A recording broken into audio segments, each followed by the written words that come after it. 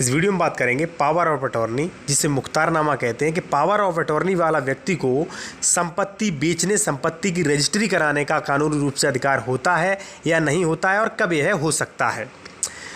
तो इसी टॉपिक पर बात करेंगे, विद सेक्शन के और विद अधिनियम की बात करेंगे। इससे पहले मैं आपसे कहूँगा, यदि मान लीजिए आपका कानून से रिलेटेड कोई भी प्रश्न है तो आप मुझे इंस्टाग्राम पर फॉलो करके अपना कोई भी प्रश्न पूछ सकते हैं। वहाँ पे आपका 100% रिप्लाई मैं दूंगा। तो इंस्टाग्राम आईडी की लिंक जो है वीडियो के डिस्क्रिप्शन में दी गई है, वहाँ जाके आप क्वेश्चन कर सकते हैं। चलिए आते हैं अपने टॉपिक पर कि पावर अटॉर्नी वाला व्यक्ति जो है उसे संपत्ति बेचने का अधिकार होता है या नहीं होता है। तो सबसे पहले मैं आपको बता दूं कि पावर अटॉर्नी दो प्रकार की होती है, एक जनरल पावर अटॉर्नी, एक special power attorney. General power attorney जिसे हम आम मुख्तारनामा कहते हैं, स्पेशल पावर अटॉर्नी जिसे हम खास मुख्तारनामा कहते हैं। देखिए अब बात करें स्पेशल पावर अटॉर्नी की, ठीक है। तो स्पेशल पावर अटॉर्नी में आप किसी एक निश्चित शर्त को वहाँ पे लगा सकते हैं, यानी कि एक निश्चित कार्य के लिए किसी को पावर अटॉर्नी कर सकते हैं।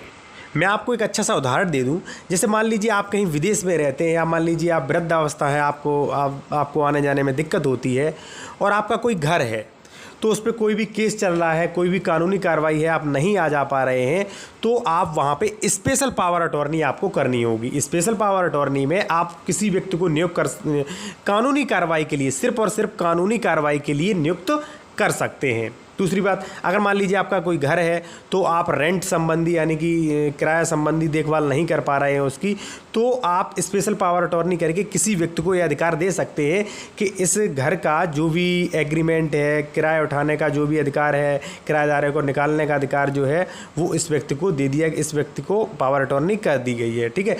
तो आप स्पेशल पावर अटॉर्नी में किसी खास शर्त को रख सकते हैं, ठीक है।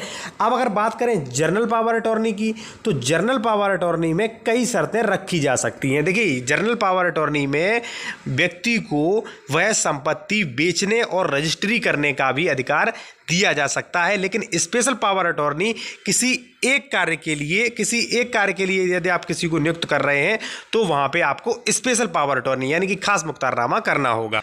अब देखिए मैं आपको स्पष्ट कर दूं कि अगर मान लीजिए आपने किसी को आम मुख्तारनामा जनरल पावर अटॉर्नी की है, तो आप उस व्यक्ति को संपत्ति बेचने का भी अधिकार हो जाता है। जिसे आपने पावर अटॉर्नी की है वो संपत्ति बेच सकता है और उसकी रजिस्ट्री भी कर सकता है। देखिए मैं आपको बता दूं, रजिस्ट्री अधिनियम 1908 की धारा 32 के प्रावधानों के अधीन मुख्तारनामा पावर अटॉर्नी धारक विक्रय विलेख को पंजीकरण हेतु प्रस्तुत करने के लिए सक्षम है। यानी कि रजिस्ट्रीकरण अधिनियम 1908 की धारा 32 साफ साफ कहती है कि 32 के प्रावधानों के अनुसार जो मुख्तारनामा धारक है वह विक्रय विलेख को पंजीकरण हेतु प्रस्तुत करने के लिए सक्षम व्यक्ति है। तो अब यह स्पष्ट हो गया है कि पावर अटॉर्नी वाला व्यक्ति जो है वो संपत्ति बेच भी सकता है। अगर आप उसे बेचने का अधिकार देंगे तो वह संपत्ति बेच भी सकता है, संपत्ति की रजिस्ट्री करा सकता है। और मान लीजिए आपको कोई स्पेशल अधिकार देने या मान लीजिए कोई एक अधिकार देना है तो उसके लिए आपको स्पेशल पावर अटॉर्नी करानी होगी। ऐसे इसी टॉपिक से जुड़े और भी वीडियो देखने के लिए वीडियो की डिस्क्रिप्शन में लिंक दी गई, आप वहाँ जाके देख सकते हैं।